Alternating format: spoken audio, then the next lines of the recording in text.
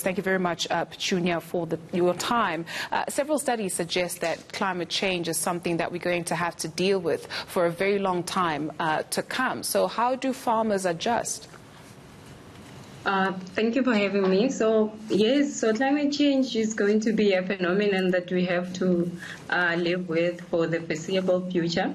So farmers need to revise their strategies, to say the least. I mean, you have to look at how vulnerable your farm is to start with. And when we talk about vulnerability, we're looking at concepts such as how often this climate phenomenon happen, like your hailstorms, your flooding, and also drought occurrences in your farm. So you have to look at such factors, and you have to look at how you will best adapt to them. So you are looking at situations like, do you have to change your farming practices? Do you have to change what you have been doing for years in order for your farm to survive this? And that's when resilience actually tap into your farming enterprise. So you will now be tested on how innovative and resilient you are in terms of adaptability.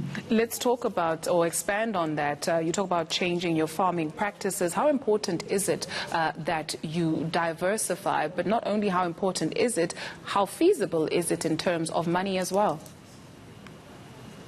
Of course, you first, if you are planning on anything that you need, from expansion to diversifying, you have to include your financial sector, obviously, so that it does not carry too much weight on your cash flow. So when you talk about diversifying, we've seen farmers also having to move from your likes of sugarcane into macadamia, or even from sugarcane to avocados, high yielding crops, or high value crops like that. So it is feasible as long as you include your financial advisors in place, so that they can guide you, so that you know that your enterprise can carry this.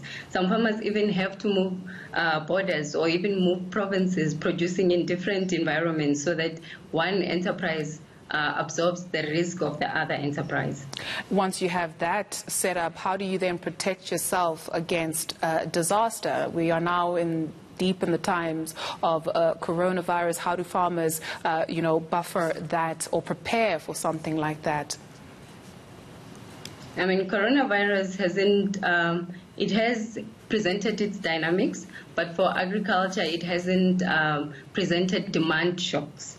So for such phenomenon, you see that we reflect on farmers. We depend on them to put food on our table. So this is somewhat an opportunity for farmers to actually increase production. So when you talk about risk that could get into your enterprise that you have to adapt to, you are talking about environmental factors in this instance. So you have to have a disaster management plan in place.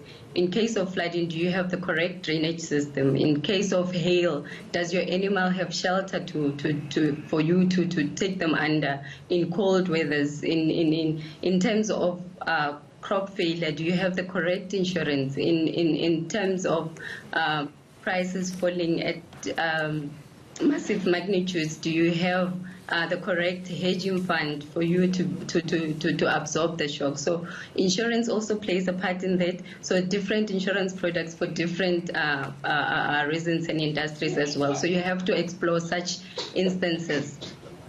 Can we talk about the agricultural sector without talking about the contribution towards environmental disasters, or maybe not disasters, but just increasing or decreasing the footprint in terms of pollution? So what kind of sustainable technologies are there that farmers can use to make sure that they decrease their footprint?